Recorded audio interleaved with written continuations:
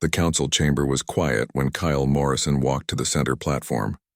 He had been the human ambassador for 5 years now, and he had never seen the room this tense. The aliens sitting in their seats watched him carefully. Some looked curious. Others looked annoyed that a human had called this emergency meeting. Kyle placed a small silver chip on the podium. His hand was steady.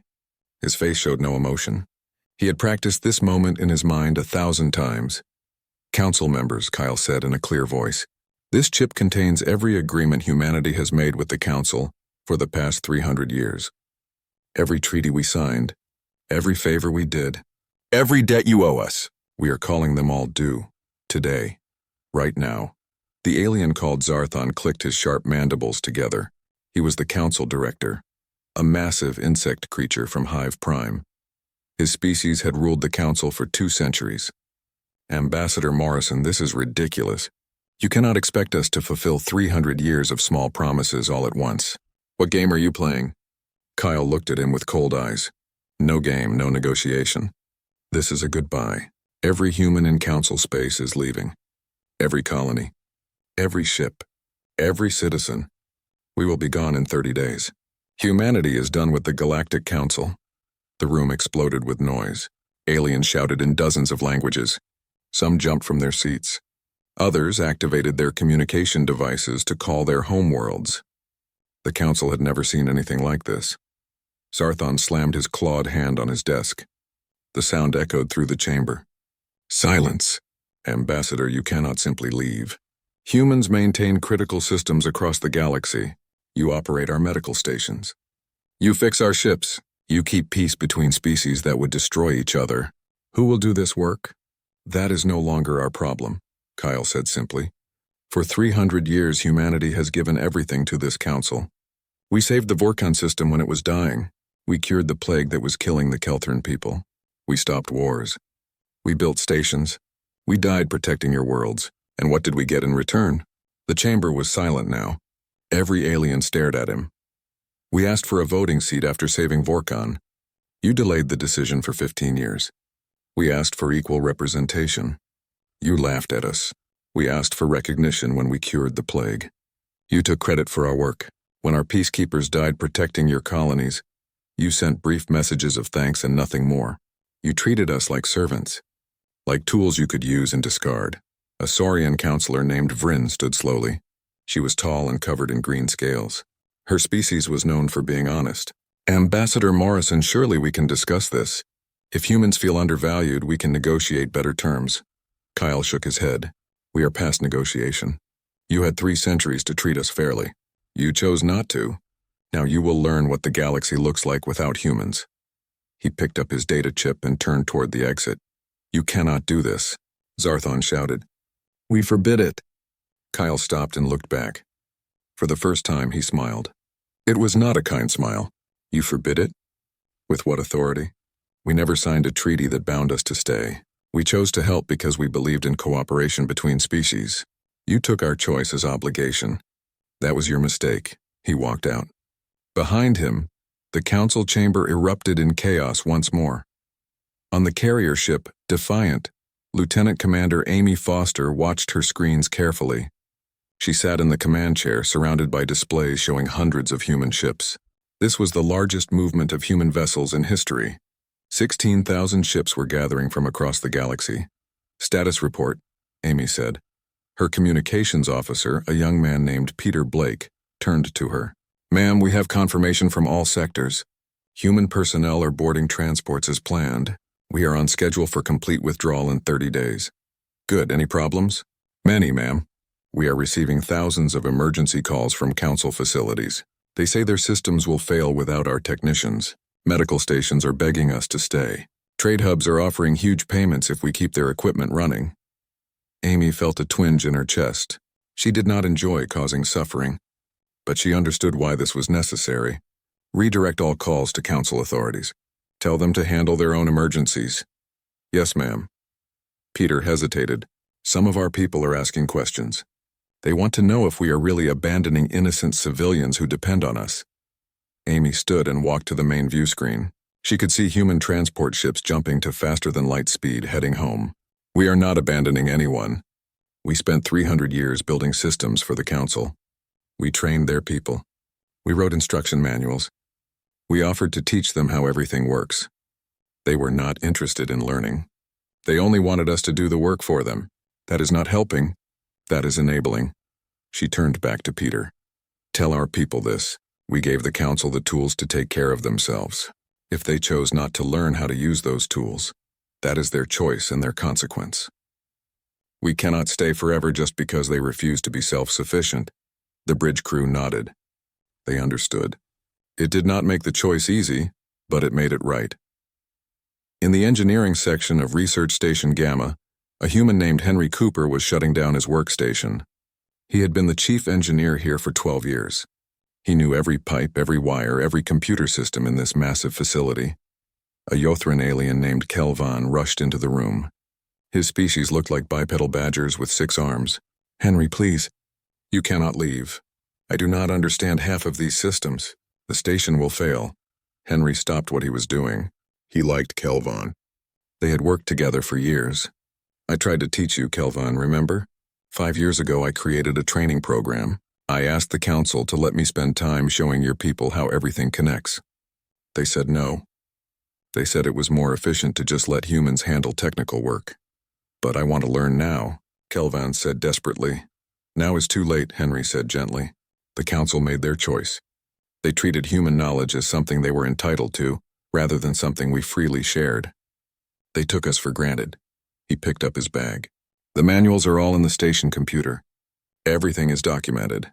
If your people actually try, you can figure it out. And if we cannot, Henry paused at the door, then maybe you will understand what you lost. He left without looking back. Across the galaxy, similar scenes played out. Human doctors left alien hospitals. Human engineers abandoned construction projects. Human peacekeepers withdrew from conflict zones.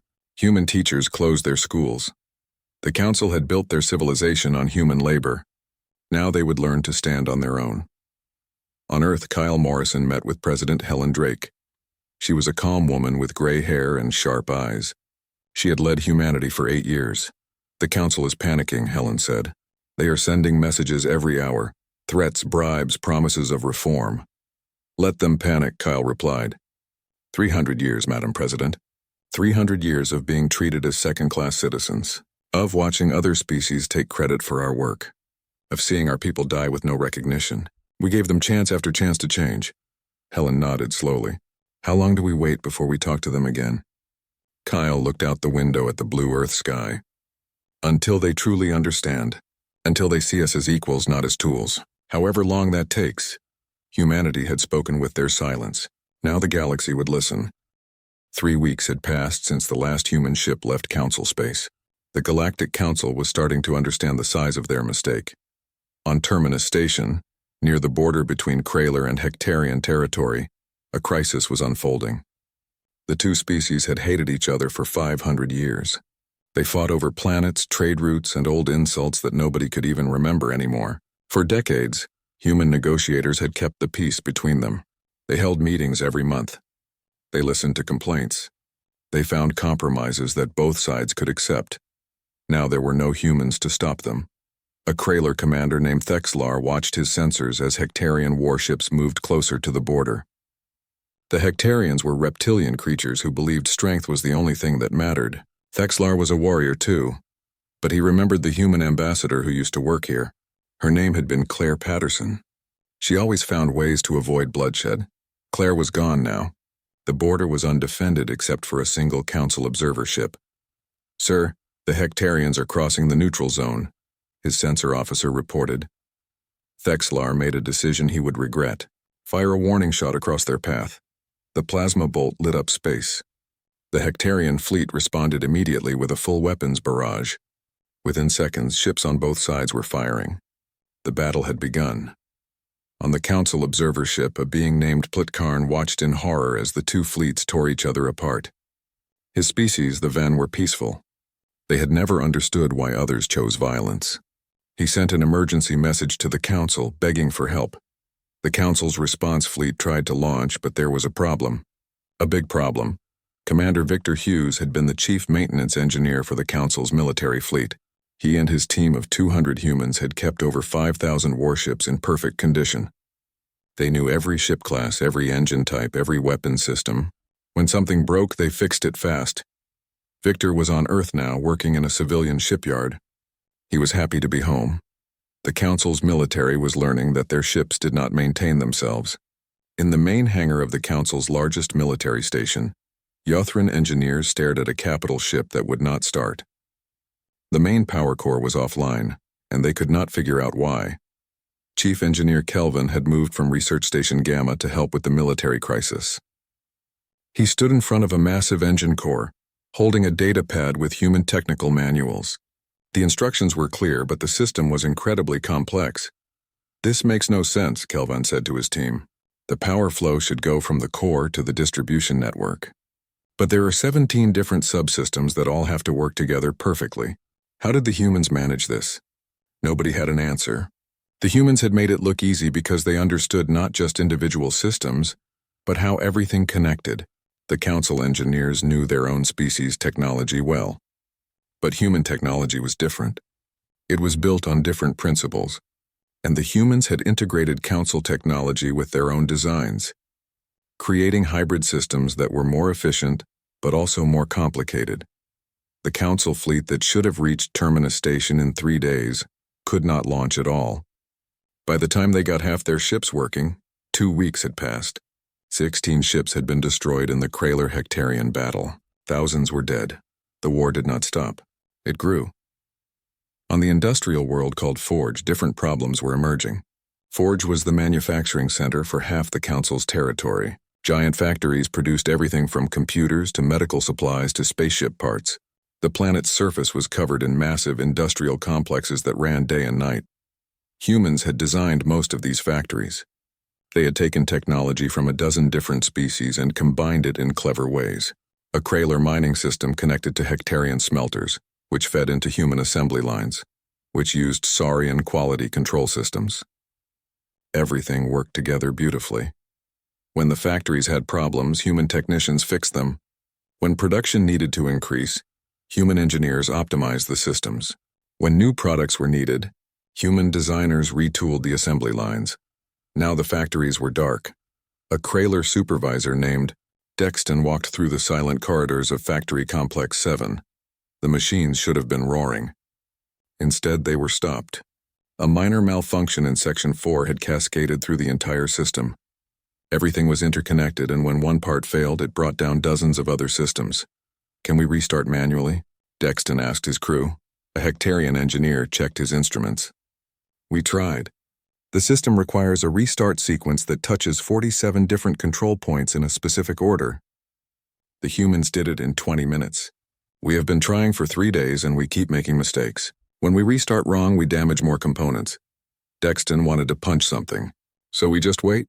Millions of beings across the galaxy depend on products from this factory. We wait. Or we break it worse," the engineer replied. Similar reports came from all over Forge. Production was down by 70% across the planet. The Council's industrial capacity was collapsing. In the medical station orbiting Kelthros Prime, doctors were facing their own crisis. The Kelthran people were insectoids who were vulnerable to a specific plague. 30 years ago, the plague had nearly wiped out their entire species. A human scientist named Gregory Sanders had developed a cure. He had also designed the medical systems that monitored the Kelthran population and caught new infections early. Now the plague was back, and it had mutated. The old cure was not working as well. The monitoring systems were failing because nobody knew how to maintain them. New infections were spreading faster than doctors could track them. Dr. Vixala was a Kelthran physician who had worked alongside human doctors for 15 years. She understood medicine, but the human diagnostic equipment was beyond her expertise. The machines were showing error codes she did not recognize. She sent a message to Earth directly to Dr. Gregory Sanders. "Please help us. People are dying." The response came 3 days later. "I am sorry for your situation. However, I no longer work for the Council. If the Kelthran government wishes to hire me as an independent contractor, we can discuss terms." Vixala was shocked. "You would let people die over politics?" Gregory's reply was cold. I spent 15 years developing systems to protect your people. The council took credit for my work and paid me barely enough to cover my expenses. They told me I should be grateful for the opportunity to serve. I gave everything and they gave me nothing. Now you can pay market rates like everyone else, or you can figure it out yourselves. The message ended. Bixala realized that the humans were not coming back to save them. In the council chamber, Director Zarthon was dealing with hundreds of emergency reports. Trade networks were collapsing. Communication systems were failing. Wars were starting. Plagues were spreading. Industrial production had fallen. Food shortages were being reported on 17 worlds. This is a disaster, Zarthon admitted to his inner council.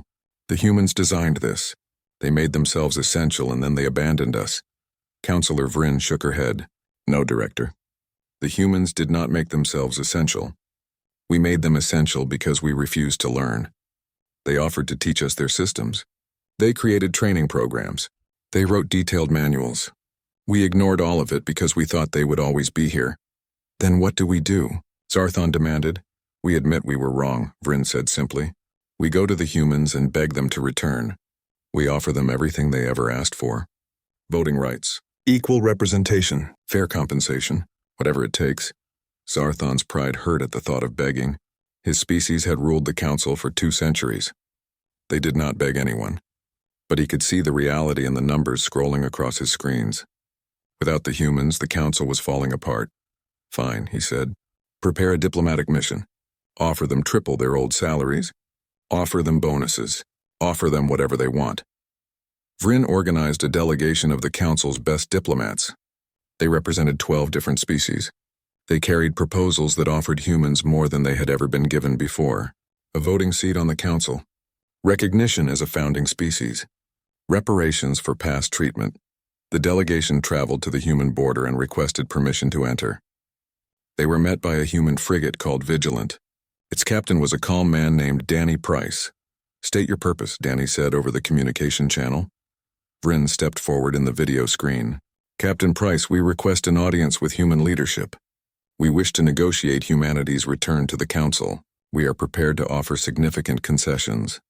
Submit your proposals through official diplomatic channels, Danny replied. They will be reviewed when we have time. Captain, please. The situation is urgent. People are dying. Surely humanity's compassion requires that you help those in need. Danny's expression did not change. Our compassion was taken for granted for 300 years. You called it when you needed us. You dismissed it when we needed you. File your request properly and wait for a response like everyone else. How long will that take? Vryn asked desperately. As long as it takes, Danny said. Vigilant out. The communication ended. 6 months had passed since humanity left.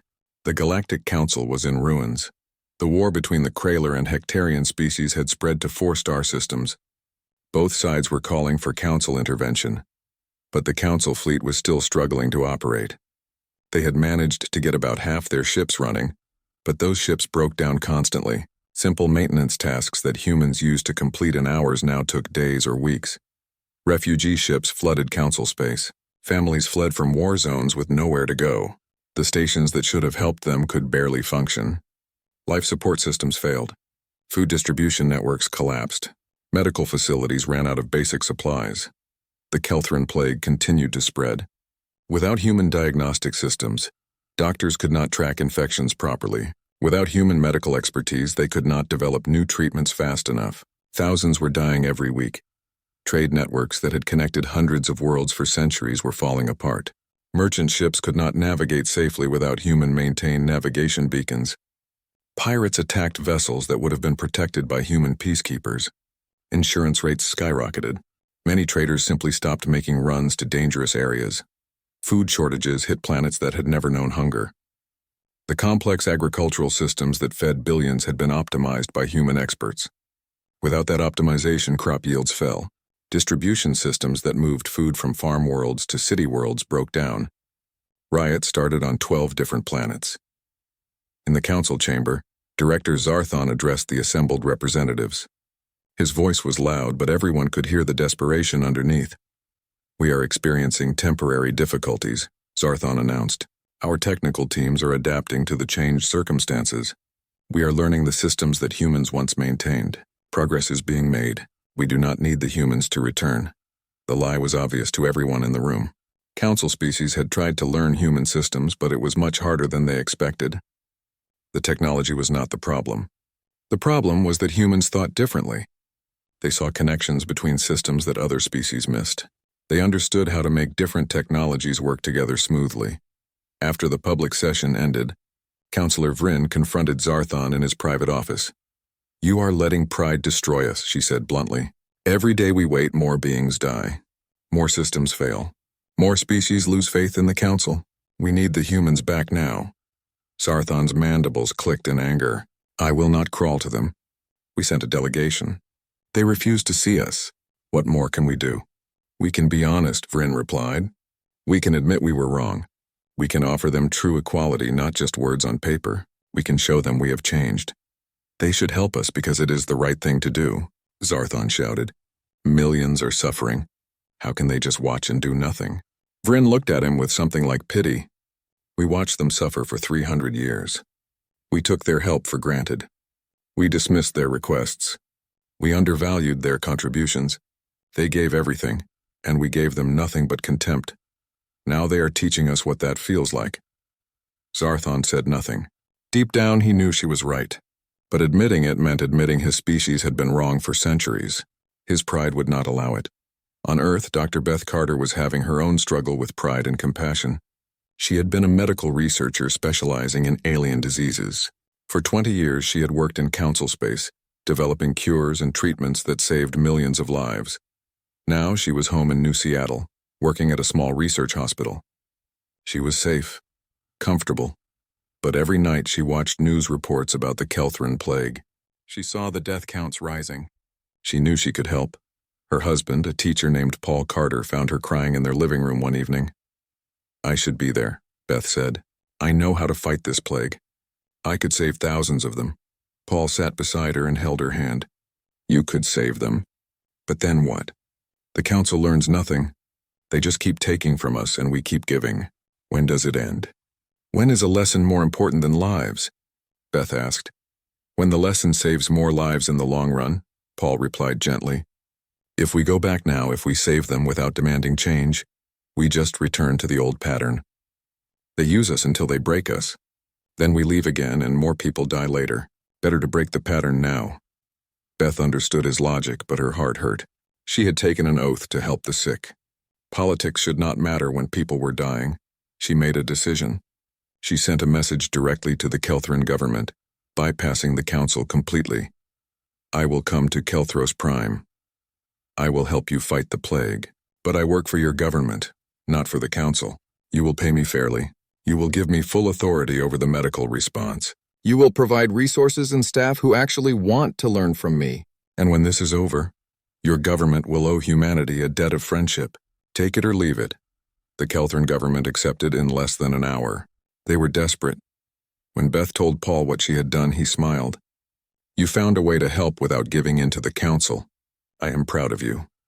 Beth was not the only human who made this choice. Across human space, specialists were being contacted directly by individual Council species. Engineers were offered contracts to fix critical systems. Doctors were asked to fight diseases. Teachers were invited to train local workers. Peacekeepers were requested to mediate disputes. The important difference was that now these humans worked on their own terms. They negotiated fair pay. They demanded respect and authority.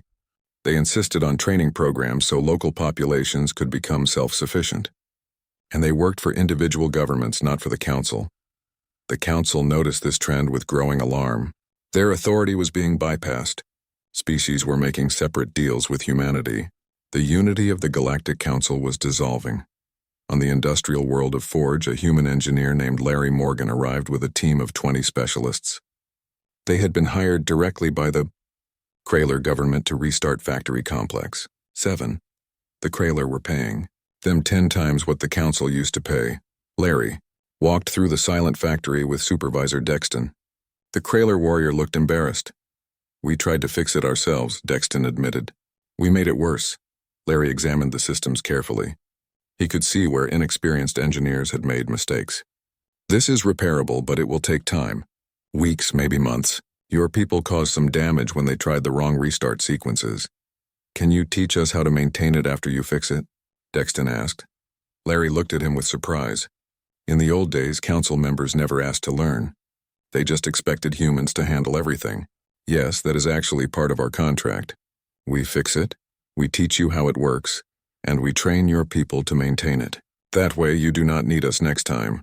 Why did you not do this before? Dexton asked. We tried, Larry said with a bitter laugh. We offered training programs for years. The council always said no. They said it was more efficient to just have humans handle technical work. They did not want to invest time and money in training. Now they are paying the price for that decision. The Kraler government learned quickly. They assigned their best engineers to work with Larry's team. They asked questions. They took notes. They practiced under supervision. They wanted to understand, not just to copy. It was slow, but it was real progress. In orbit around Kelthros Prime, Dr. Beth Carter worked 18-hour days. The plague had mutated in complex ways, and developing a new treatment required careful research. She had a team of Kelthran doctors working with her, and she was impressed by their dedication. Dr. Vixala, who had sent the original plea for help, became Beth's closest colleague. Why did the council not teach us this? Vixala asked one day as Beth showed her how to use advanced diagnostic equipment. We could have learned years ago. The council preferred to keep you dependent, Beth explained. As long as you needed them, they had power over you. Teaching you to be independent would have reduced their control, but you are teaching us now.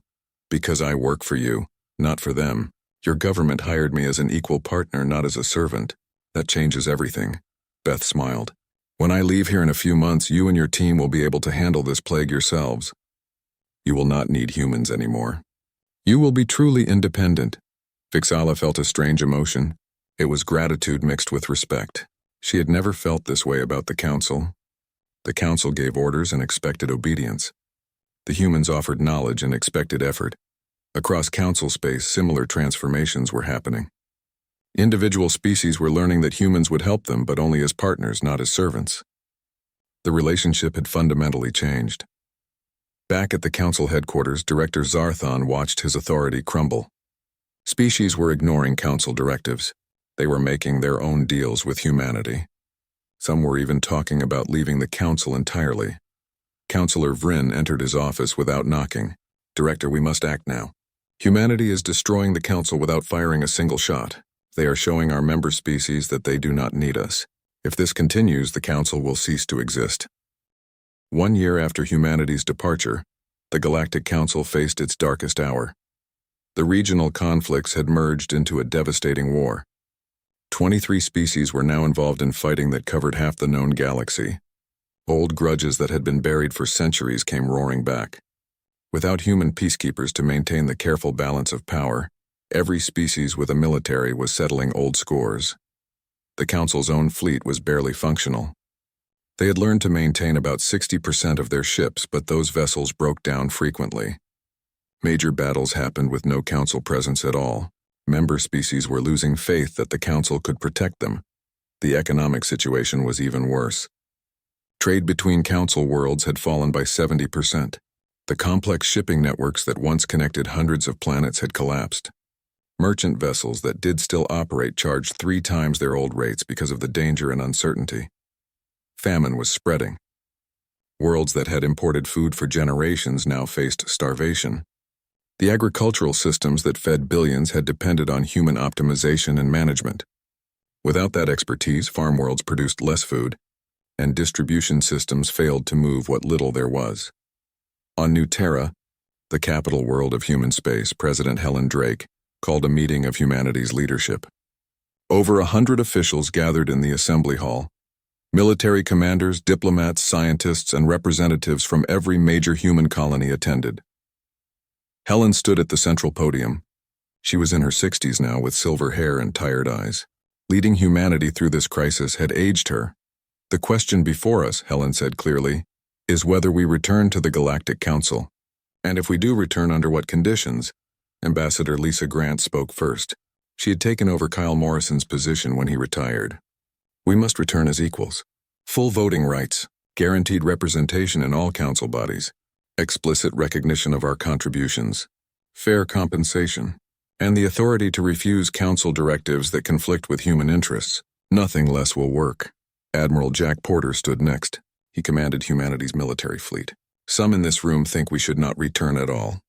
They argue that we should let the council collapse completely and build something new from the ruins. I understand that view.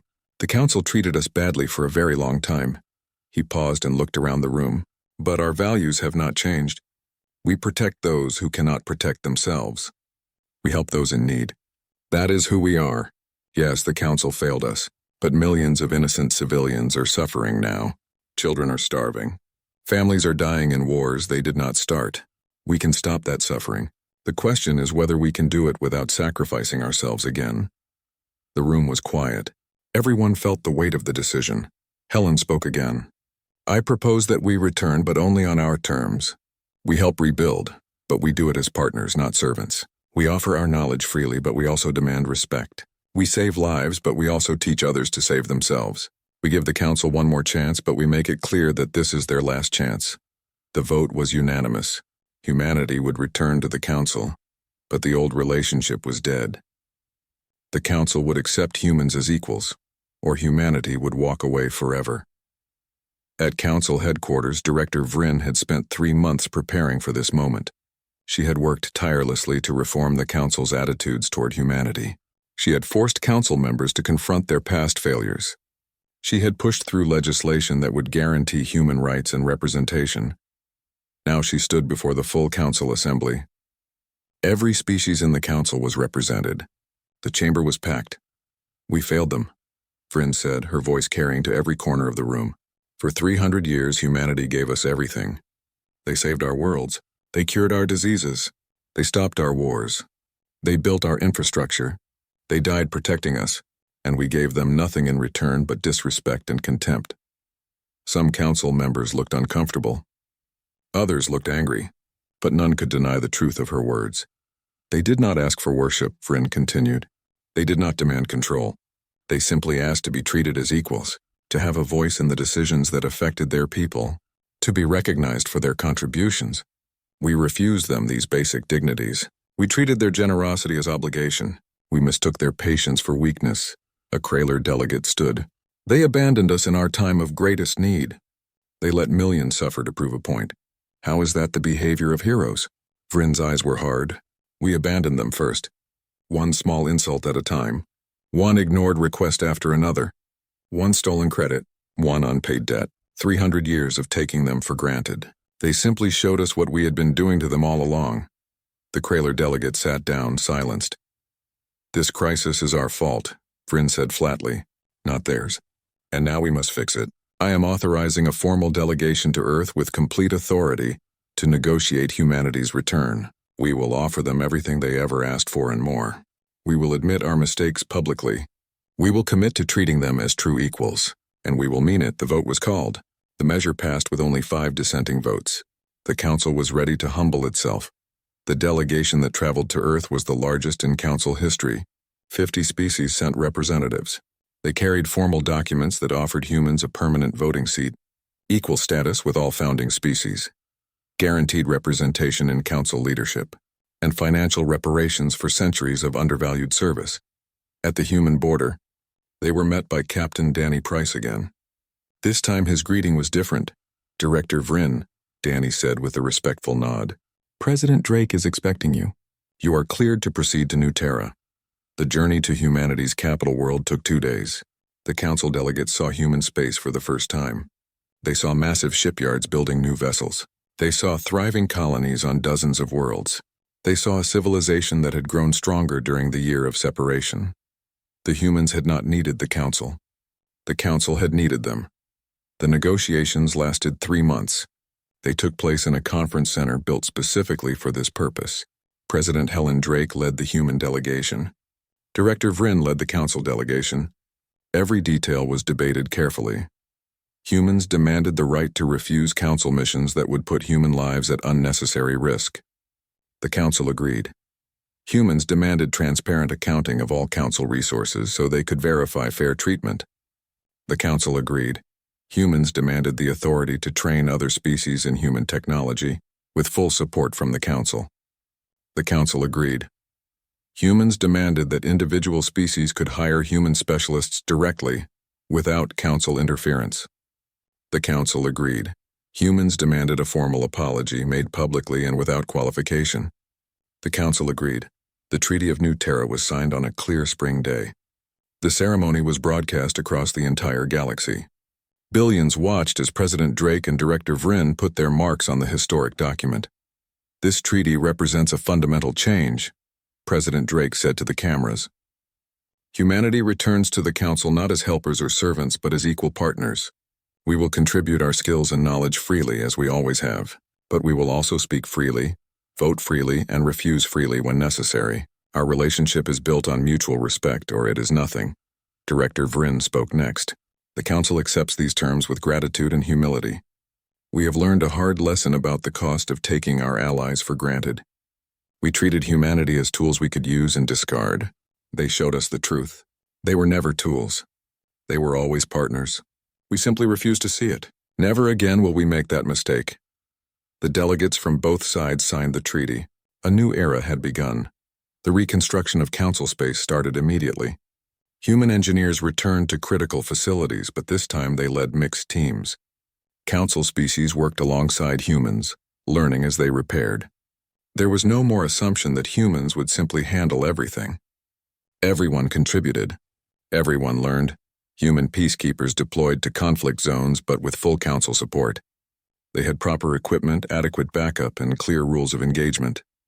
They were not sent into impossible situations and expected to succeed through pure determination. Human scientists returned to research facilities, but now they received proper credit for their discoveries. Patents were registered in human names. Awards were shared fairly. Recognition was given where it was due. Admiral Jack Porter oversaw the reconstruction of the Council fleet. He insisted that every species contribute engineers and technicians. We are not rebuilding the same dependency we had before, he told his staff. We are building something sustainable. Every species needs to know how to maintain these ships. It was slow work, but it was genuine progress.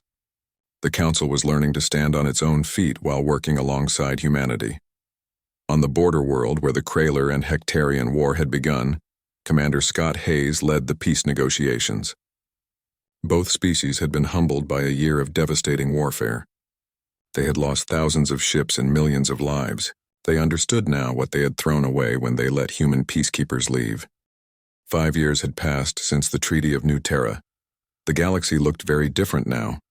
Unity Station orbited a neutral star system halfway between Earth and the Council's main headquarters. The station had been built together by human and Council engineers. It was a symbol of the new relationship, designed by both sides working as equals. Every species had contributed materials, labor, and ideas.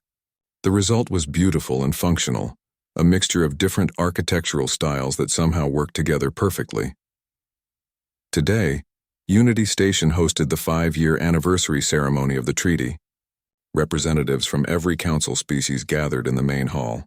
Humans mixed freely with aliens, talking and laughing. The atmosphere was relaxed and genuine. President Helen Drake stood on the stage beside Director Vryn. Both leaders looked older but satisfied. The last 5 years had been hard work, but good work. 5 years ago, Helen said to the assembled crowd, humanity and the Council stood at a crossroads. We could have parted ways forever. We could have become enemies. Instead, we chose to build something better. We chose partnership over pride. She gestured to the station around them. This place represents what we have achieved together. Not human achievement, not Council achievement, our achievement. Every species here contributed to building it. Everyone had a voice in designing it. Everyone takes pride in it. Vryn stepped forward. 5 years ago, I stood before the Council and admitted our failures. I said we had taken humanity for granted. I said we had treated them as servants rather than partners. Some thought I was being too harsh. Some thought I was exaggerating for political purposes. She paused and looked around the room. I was not harsh enough. The truth was even worse than I described. We did not just take humans for granted. We actively prevented them from being equals. We blocked their advancement. We stole credit for their work.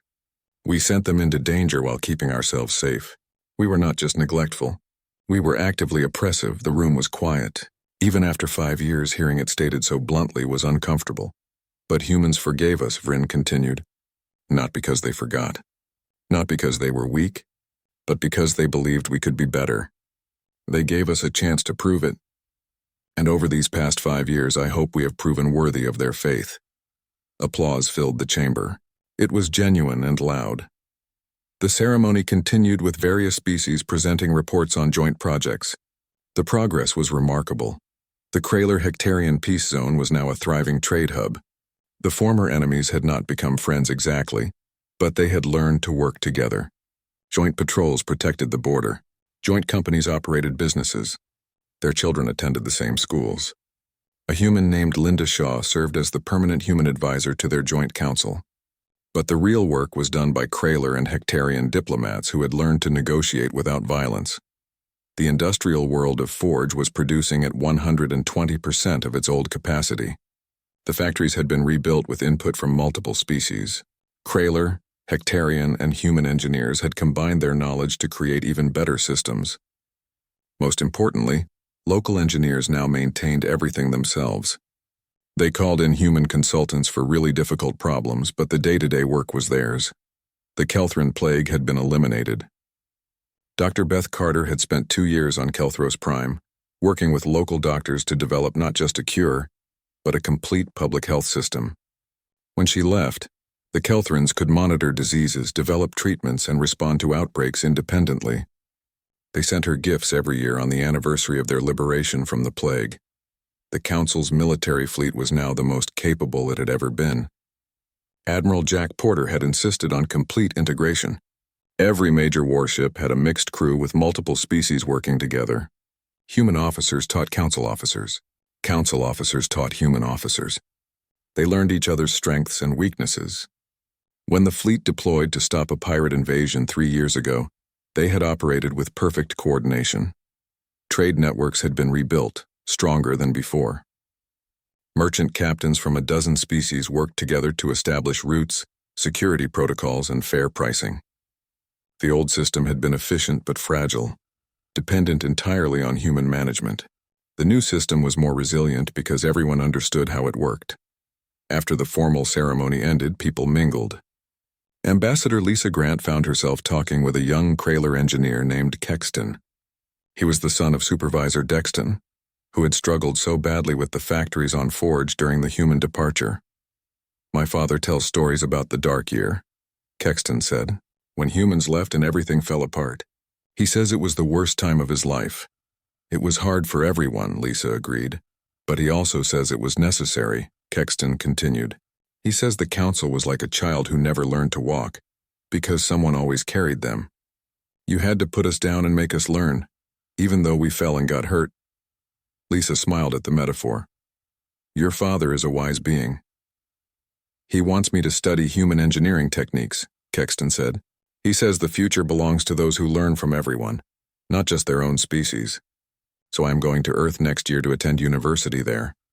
You will be welcome, Lisa told him, and when you graduate you will help build things that combine the best of Kraler and human knowledge. That is the future we are creating. Across the station, Dr. Beth Carter was catching up with Dr. Vixala. The Kelthran physician had become one of the leading disease researchers in the galaxy. I have been studying the old records, Vixala said. From before you left, I found proposals you submitted to teach us your medical techniques. The council rejected every single one. They thought it was more efficient to just let humans handle medicine, Beth said with a sad smile. They were fools. Vixala said bluntly, we lost 15 years of potential learning. Thousands died because we were too arrogant to be students. But we learned. Painfully, but we learned. And now you are teaching others, Beth pointed out. You have trained hundreds of doctors from a dozen species. You are spreading knowledge the way it should be spread. Vixala clicked her mandibles in agreement. That is the difference between the old council and the new one. The old council hoarded power. The new one shares knowledge. I learned that from you. In a quiet corner of the station, former director Zarthon sat alone. He was old now, retired from politics. He watched the celebrations with mixed feelings. Kyle Morrison, the human ambassador who had started everything with his dramatic departure, sat down beside him. You blame me, Kyle said. It was not a question. Zarthon was quiet for a moment. I blamed you for years. I thought you were cruel. Millions suffered because of your choice to leave. They did, Kyle agreed. I have nightmares about it sometimes. All those people who died or suffered while we stayed away. Then why did you do it? Zarthon asked. Kyle looked at the celebration around them. Humans and aliens working together as genuine equals. Young people from different species planning futures together. Knowledge flowing freely in all directions. Because this was impossible under the old system, Kyle said. The council would never have changed if we had stayed. You would have kept using us until we broke, then replaced us with some other species to exploit. The cycle would have continued forever. We had to break it even though breaking it hurt. Zarthon nodded slowly. I understand now. But I still think you could have found a gentler way. Maybe, Kyle admitted. But gentle approaches failed for 300 years. Sometimes you have to break something before you can rebuild it properly. They sat in silence for a while, two old beings who had both shaped history in their own ways. Finally, Zarthon spoke again. I was wrong. About humans. About what the council should be. About everything. I'm sorry. Kyle looked at him with surprise. Apologies did not come easily to Zarthon's proud species. Thank you. That means more than you know. On the main stage, President Helen Drake called everyone's attention for one final announcement. The council has asked me to share some news, Helen said. Next month we will begin a new project. The Orion sector has requested assistance establishing their first interstellar government. They have asked for help from the Galactic Council. She smiled. Director Vryn and I have agreed to co-lead this mission. A joint team of humans and council species will travel to Orion. We will show them how true partnership works. We will teach them what we learned the hard way. We will help them build something good from the beginning instead of making all the mistakes we made. The crowd cheered. This was the future they had all worked toward. Not humans helping the council. Not the council helping humans. But everyone working together to help others. After the ceremony, Lisa Grant stood at an observation window looking out at the stars. Captain Danny Price joined her. He had been promoted to Admiral 3 years ago. What are you thinking? Danny asked. I am thinking about how close we came to losing all of this, Lisa said. If we had stayed in the old relationship, we would have burned out eventually. If we had left permanently, we would have become bitter and isolated. We walked a very narrow path to get here, but we made it, Danny pointed out, and now the path is wider.